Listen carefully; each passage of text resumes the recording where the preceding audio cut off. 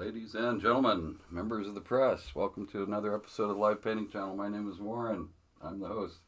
We broadcast every Sunday at 11 a.m. Pacific Time. Awesome to be here working on another painting. Thanks for the comments, Mr. Dutchman there, or Mrs. or whatever. Ms. Gender neutral, we'll just say, these days. But yeah, this is a painting inspired by a French impressionist by the name of Alfred Sisley. I've been doing quite a few of his works. I've also been working a lot with palette knife. In fact, all the snow and, man, this is a muddy painting. Got a lot of mud in the painting, but been fun working on the neutral tones. You may know I do a lot of bright colors. Here, I'll show you one that I kind of like the style of. I did recently. This is a snow scene. And again, lots of palette knife action to create the snow effects and the rocks and boulders and stuff. So I like that one, so I thought I'd do a little bit more with the palette knife here. Get my painting hat on here, get ready to roll.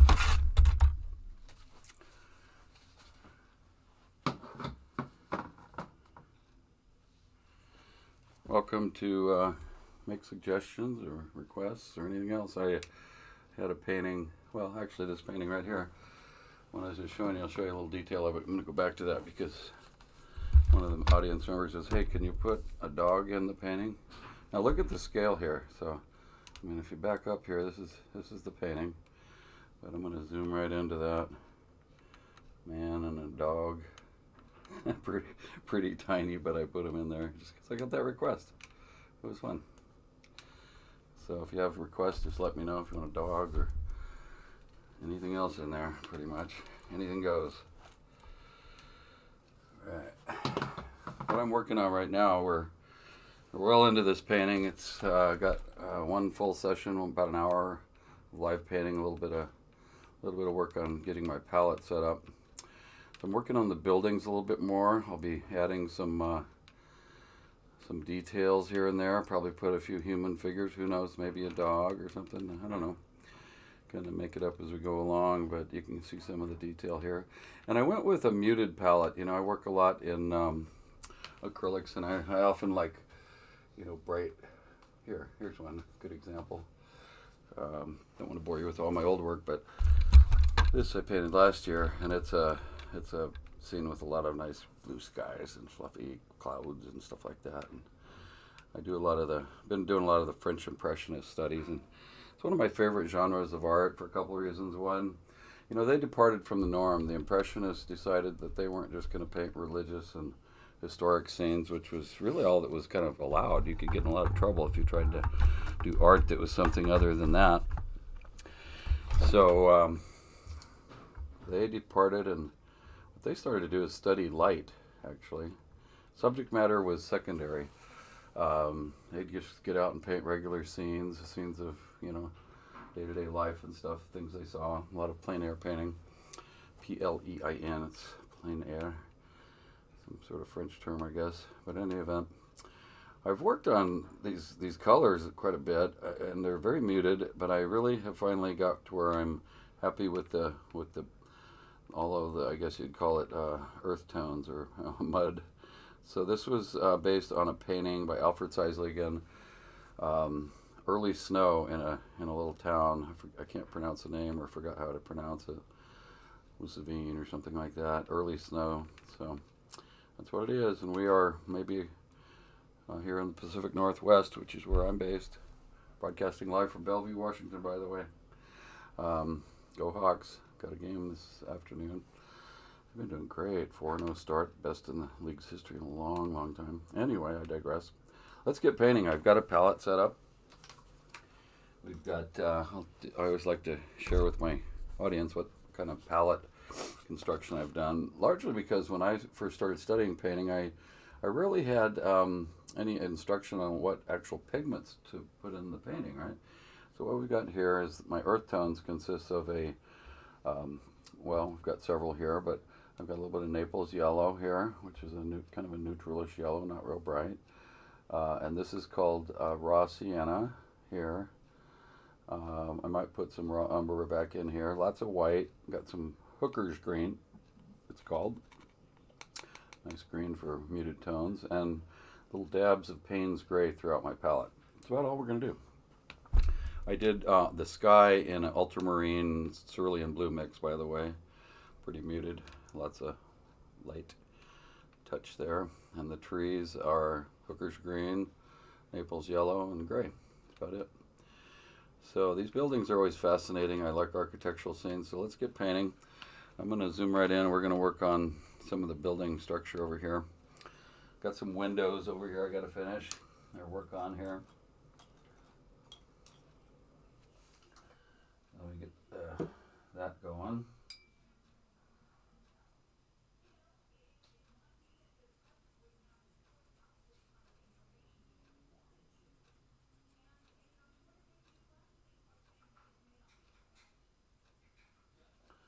Interesting too. I find the pigment has looks different shades when you're actually painting on your canvas versus when you're mixing it. So we'll see what happens here. To coin a phrase from our famous commander-in-chief. We'll see what happens. But I'm just going to start putting in some windows. Yeah, see, I got to darken that up quite a bit.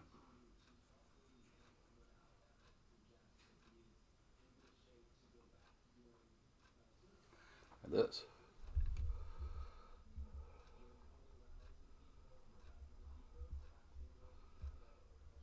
You know, the thing about painting is it's not like you're trying to create a photograph or a photographic image. It's your impression.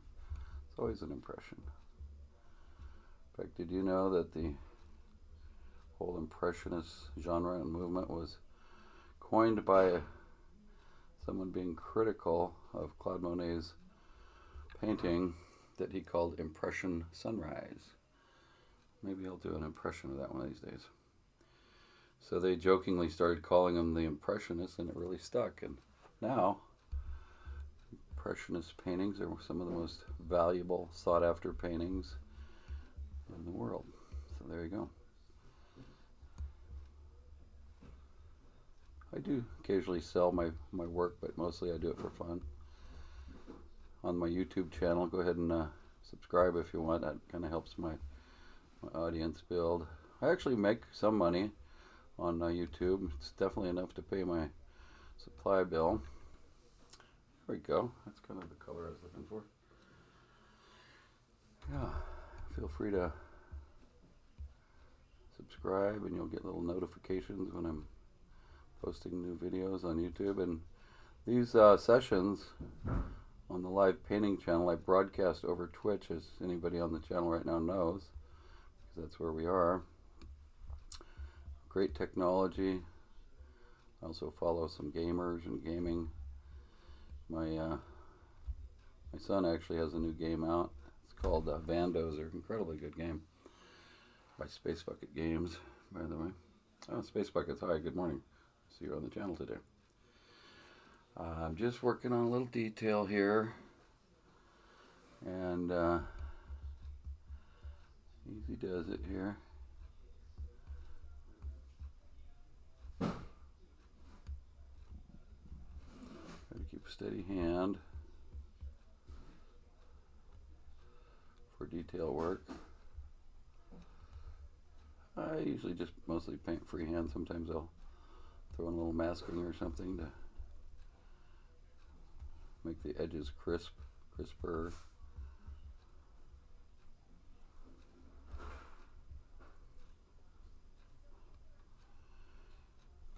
So remember, this scene is out of like the mid 1800s, probably around 1860 something. I didn't look at the actual date, but painted in a village in France called Early Snow. And I do like my snow scenes. Let's see, let's put in a window right over here.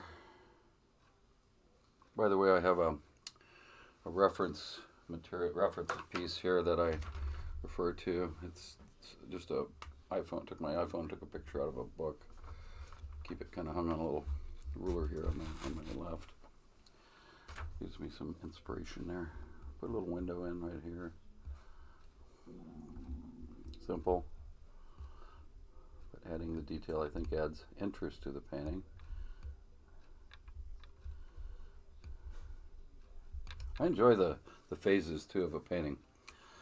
You know, start with just some composition and some light and dark, and move into your color palette, and move from the back to the front, as I always say, in a landscape anyway, or this would be a townscape, I guess. And well, I've got that color. I'm going to add a couple more little items here.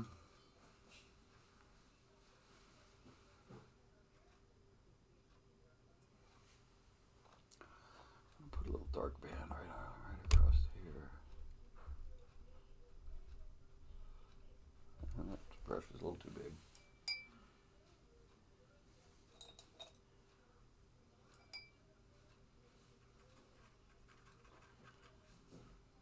When you're doing detail, it's good to have plenty of whatever medium you're working in this case, just water for my thinner, so that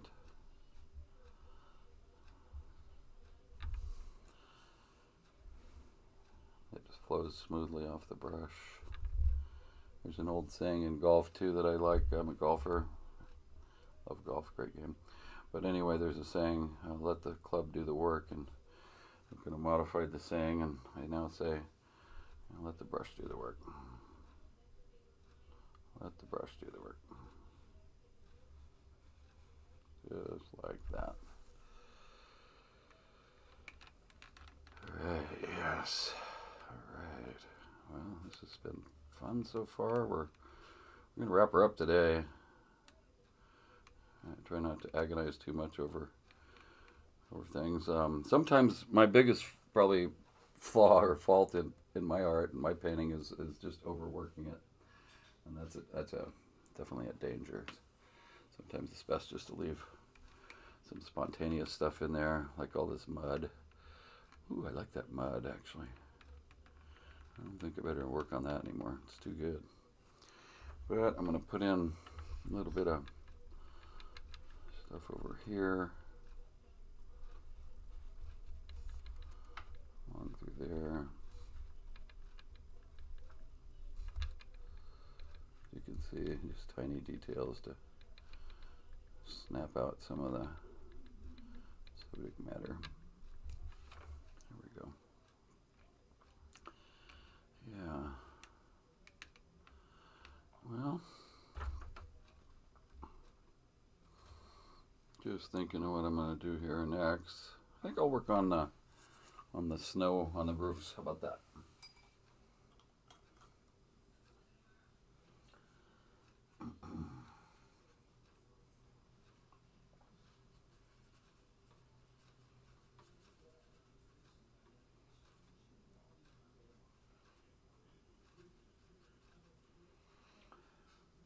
So the snow, which for all practical purposes looks pure white, is actually, I'm using a mixture of ultramarine blue right now, Payne's gray, and white. Lots of white, of course, for snow. But what I want to do is just make it look a little snowier here and there. You know, snow has the effect of not being exactly linear on a lot of these things. So I'll make a little squiggly snow line there, on there, definitely right in here.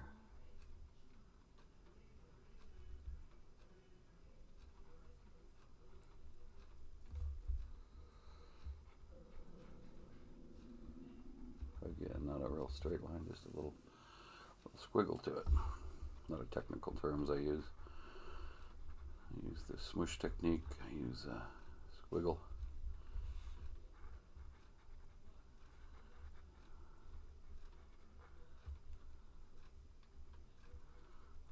Side building or outbuilding or something there. It's got a little snow on it. Let the snow peek through that tree a little bit right there. Oh, sorry.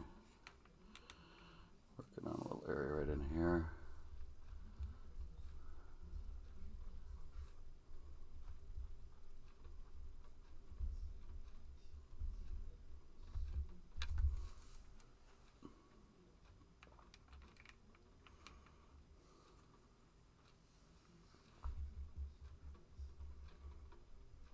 More snow on that roof.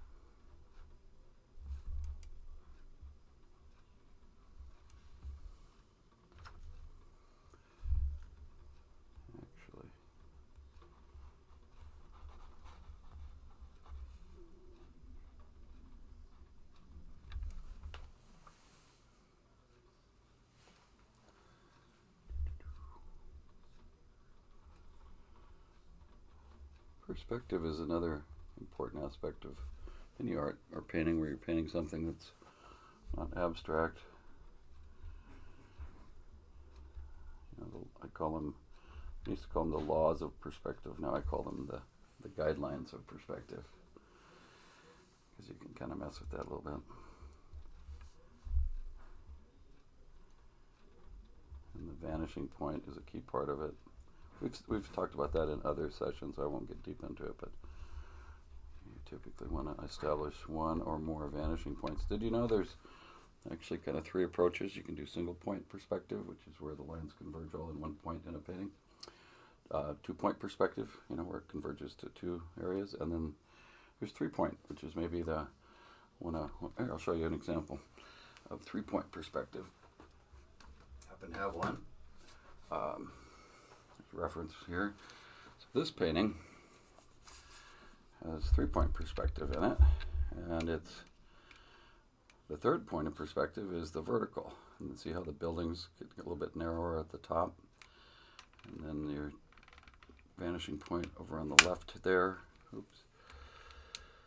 and a vanishing point on the right gives you essentially 3-point perspective. So yeah, 3 types of perspective. Imagine that. Put that away.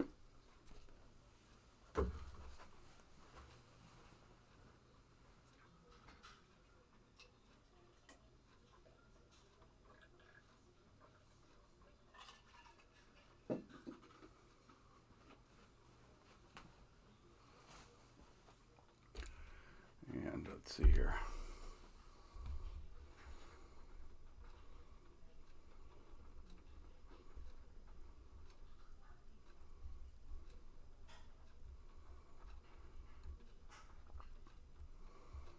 Just working on the snow a little bit more.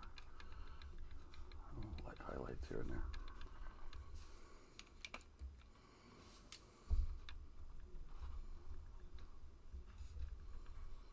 Snow kind of piles up along the edge of the muddy road here. I like that, the way it's kind of accentuating the curve in the road here a little bit. Do that a bit more. Question from the audience today about half-point perspective. Yeah, I used to use that a lot. But like they say there's a golf saying, 90% of the putts you leave short don't go in the hole. So I think half-point perspective might leave you a little coming up short. Good point there. Space Bucket Games. Half-point perspective, huh? All right. I've put a little bit more snow, little bits of gobs of snow in there. What are we going to do now? All right. Chimney time.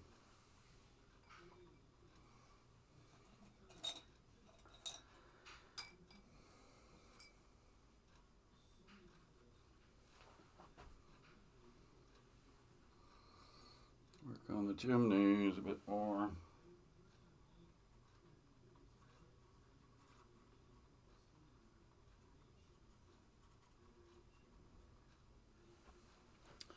Yeah, you see they didn't have central heating back in the day. You had a bunch of fireplaces, sometimes several in a given home. So I gotta put a chimney in right here. Lighten that one up just a tad. Give that one a little highlight. Same here.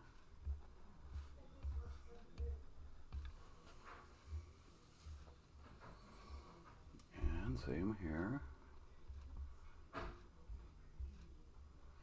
One of the interesting things I kind of perceived as I was working on this painting, doing this painting, was the buildings are made out of bricks, probably formed from the clay mud that's everywhere. That's why they have kind of the same color. I bet they just dug the mud out of the earth. And good morning, Embersky there. We are finishing the painting we started last week. How about that? Early snow.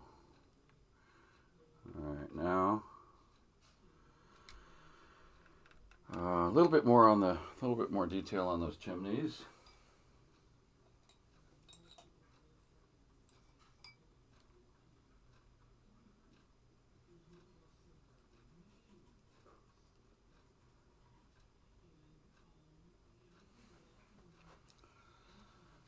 Highlighting them a little bit.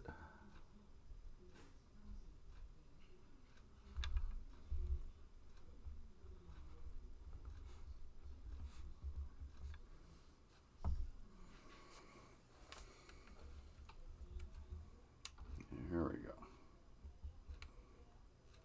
Jeez, I feel like just wandering through that little town. It's like a great place.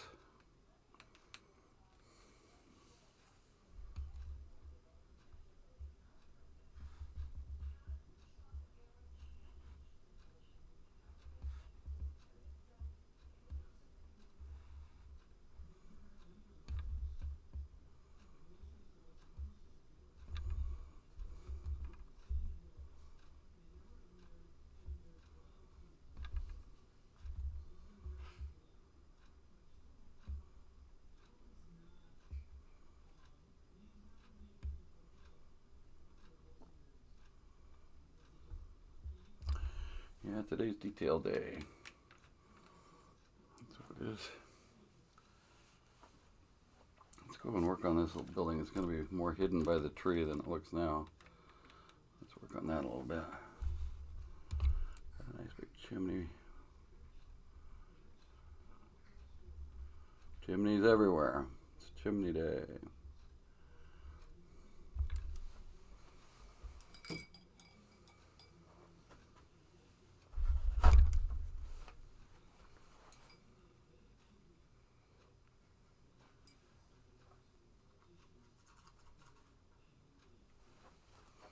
Chimney. You know, it's funny how when you say a word over and over, it's like, it starts sounding kind of strange. Chimney.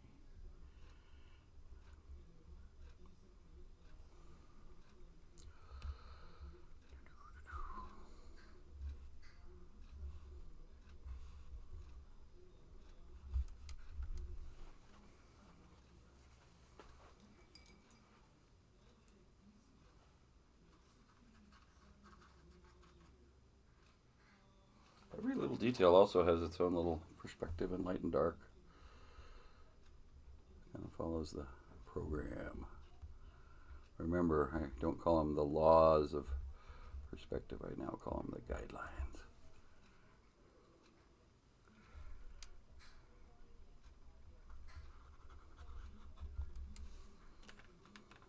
All right, well, a little building peeking out of the trees.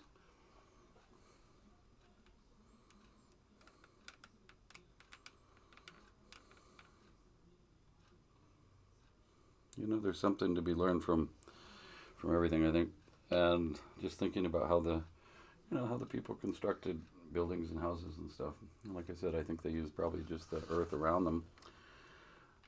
I once built a structure, a geodesic dome. It was when we lived in a place called the Institute of Essential Knowledge in Oregon back in the 70s. Some people called them communes.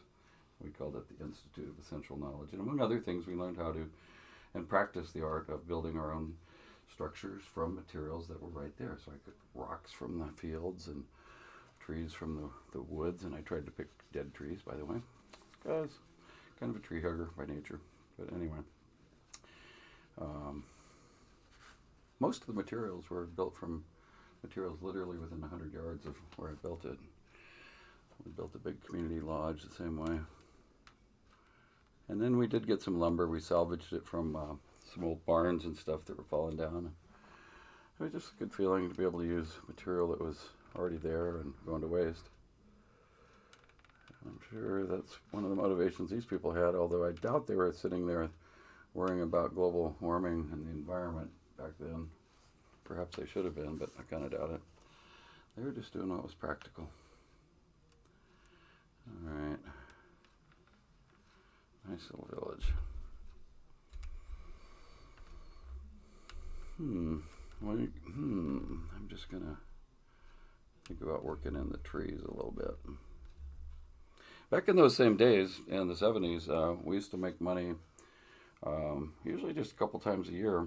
Didn't take much to live off the land. Most of our food came from the garden, bulk foods we get at the co-op. But we used to make money. One way was planting trees. We were tree planters. We had our own co-op.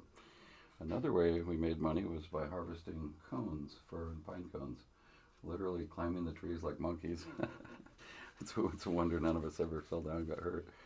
But it was a good gig. We could make about $150, $200 a day each, which in that time, that was a lot of money, man. It was a bit dangerous though. Climbing up trees 7,500 feet tall, free climbing them too, usually without any real special gear. So here's some trees in the background. These don't have any cones because they're not conifers. These are all deciduous trees. In France, I'm not even sure if France. Oh yeah, in the Alps they probably have conifers, fir and stuff like that. But these are all deciduous trees, so I'm going to work on them a bit.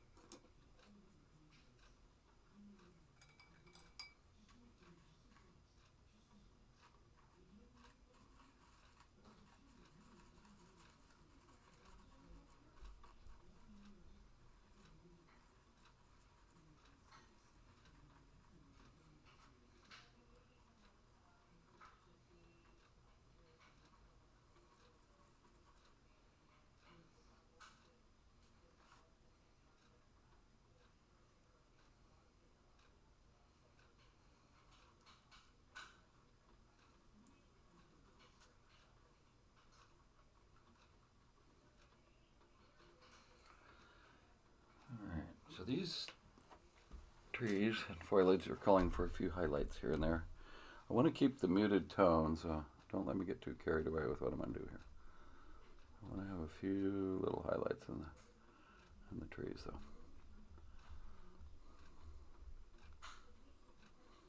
Just a little, oops, look at that mess I've just made. Wrong brush. Switch out that to a different one.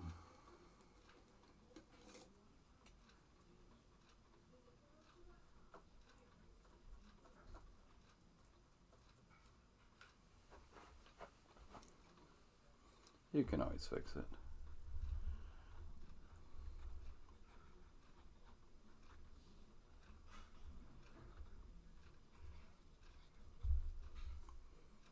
Pretty good shot of the back of my hand there, huh?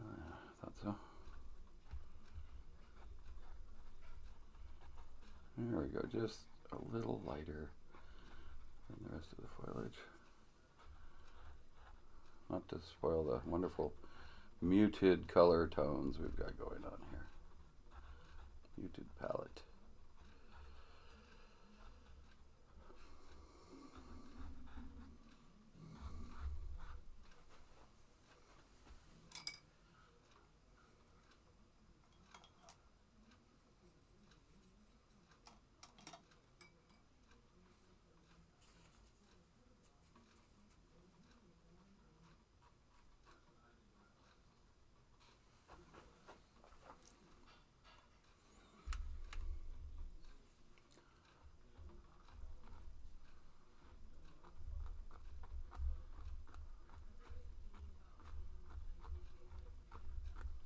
Let some of those branches just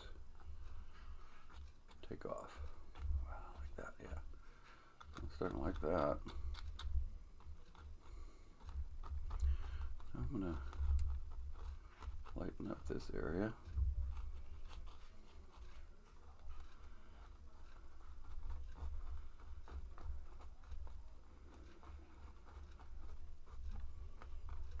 Before I overwork it to death, we'll call that part good. Just the effect I was looking for.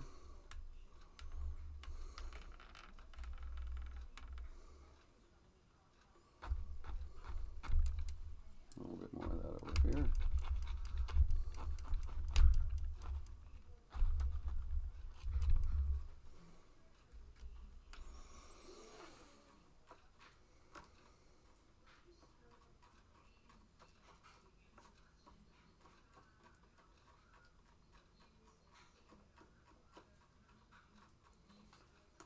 You might hear that smushing sound. That's the sound of my smushing technique here, just to get my brush loaded. And I'm going to put in some darker areas here. Right along the bottom, it's going to have a band of shadows here.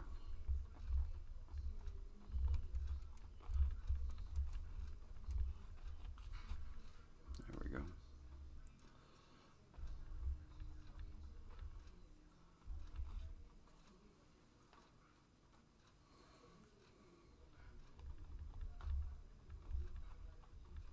This is an old dilapidated small fan brush that I'm using now. Works good for foliage like this.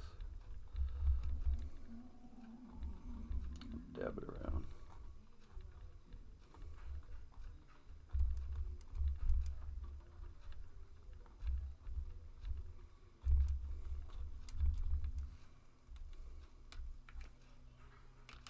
And when you stand back, theoretically it should look like I'm seeing it. Yeah, there you go.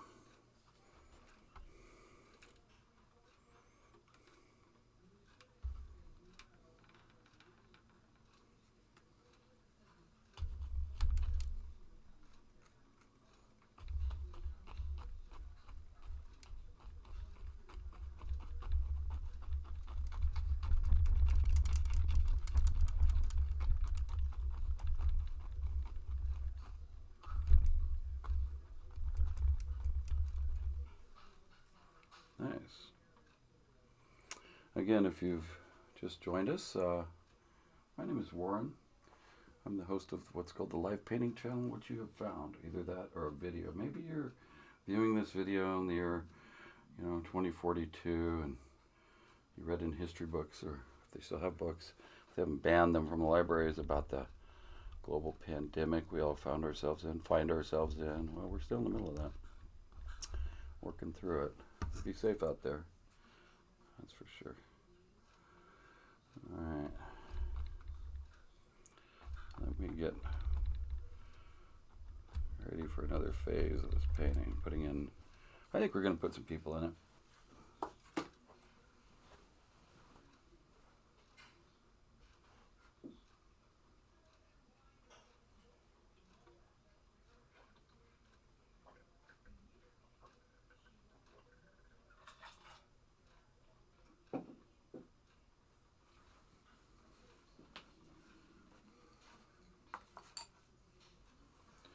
So let me start sketching my people in here. We're going to have a couple people here, a couple people here, maybe another one here. Otherwise, it'll look like a town with no people, huh?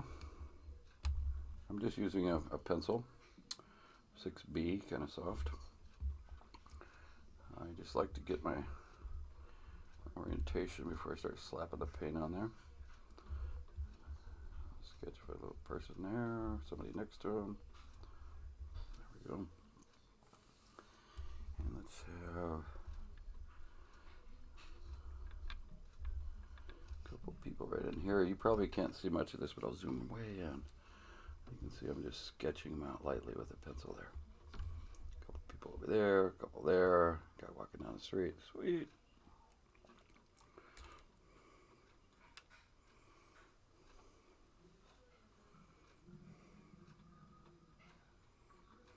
All right. Get ready to go ahead here. I might try with a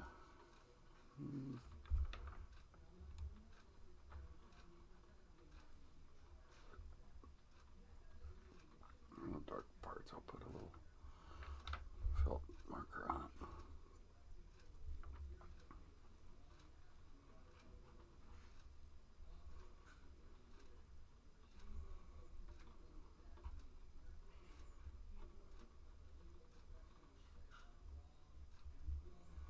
Remember, you gotta really get into the detail here. Well, I think, like, for example, maybe I'll make them smiling because it's early snow and they like it, huh? Might as well make them happy. A little person in here.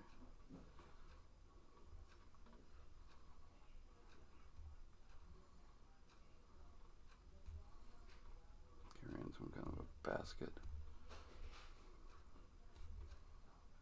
Maybe they just came back from the market. Maybe. PCC. Great store. I think there's a PCC right there. I bet they were all natural food markets back then. What else are you going to do? I don't think it even invented preservatives.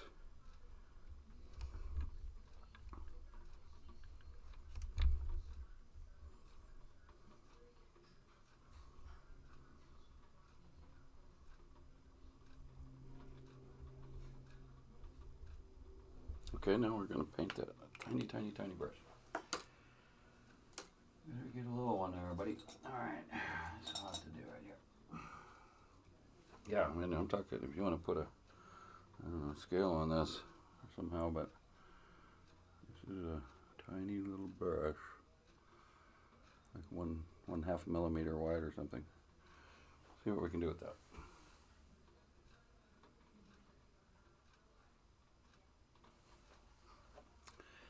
And this is also where I could ruin the painting, so, you know, if I do, nothing ventured, nothing gained, right? Let's go ahead and get ourselves some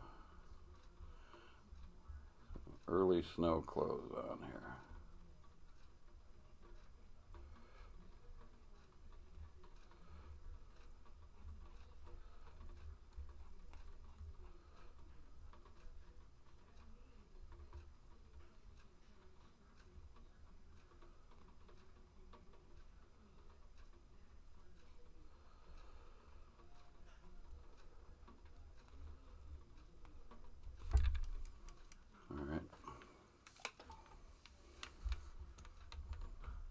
People are starting to show up over there. Ooh.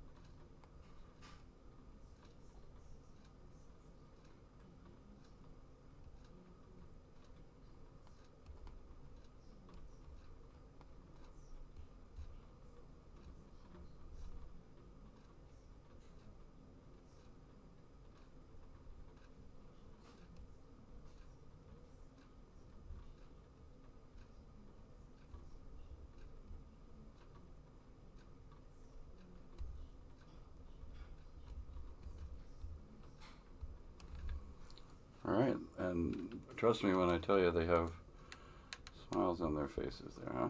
Okay, just have to trust me on that. Or by the painting, you can really take a closer look.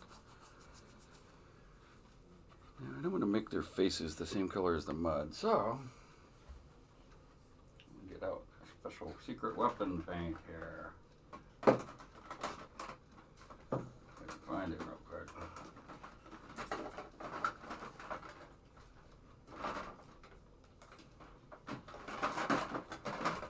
Yep, found it.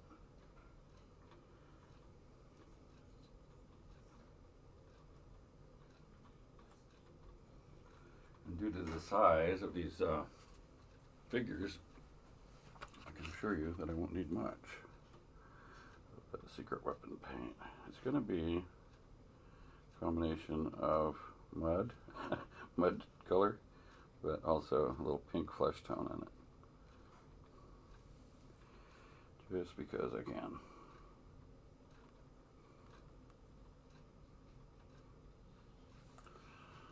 So why not? Tiny little bit of facial color in here. Yeah, sweet.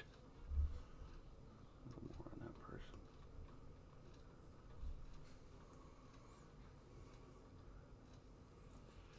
Oh, holy guacamole, we did all right on those two. Let's keep going. Keep her going. I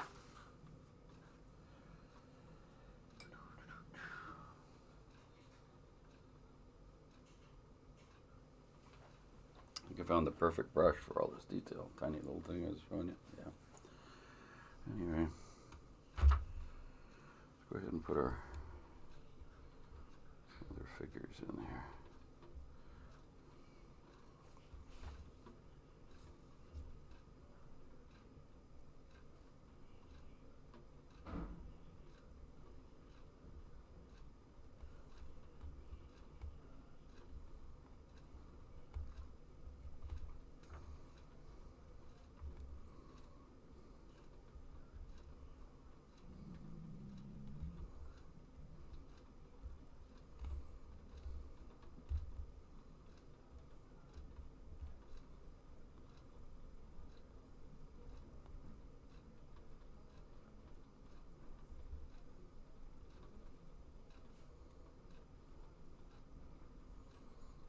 That guy's probably looking in the window.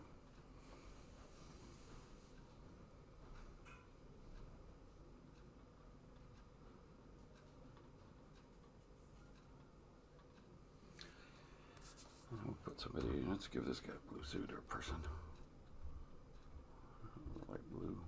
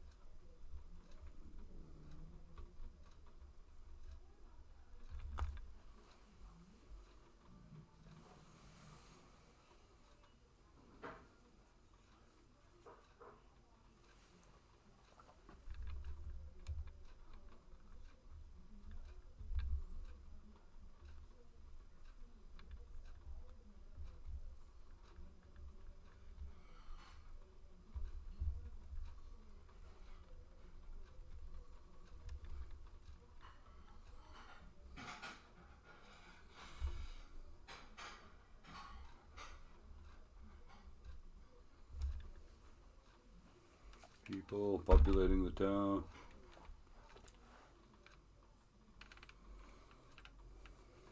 Okay. Put a couple of people right in here. Real tiny little people, because that's the laws, or what I call guidelines of perspective. Farther away, I get smaller, right?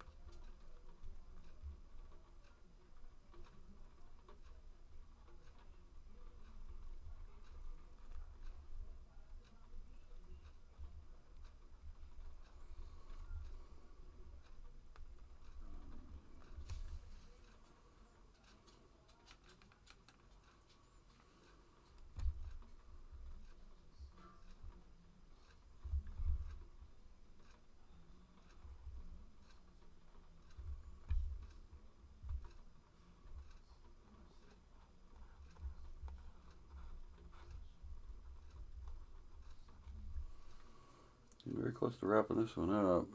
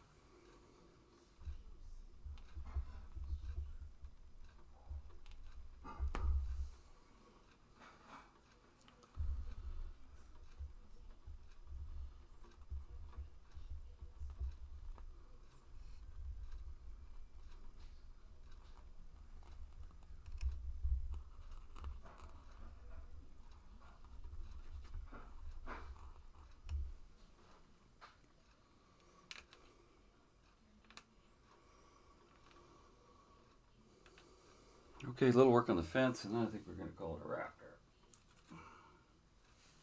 Showbiz talk. It's a wrap. Pretty soon.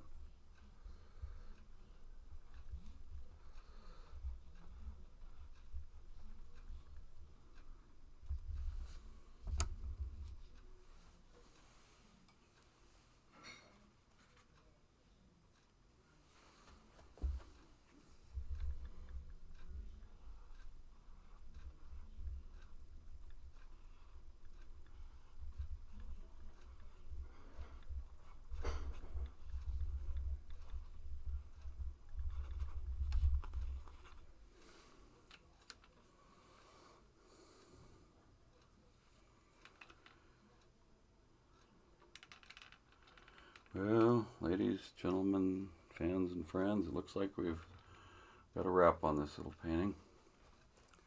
Certainly appreciate you dropping by or watching the videos. And again, my name is Warren, host of the Live Painting Channel. We broadcast live every Sunday at 11 a.m. Pacific Time.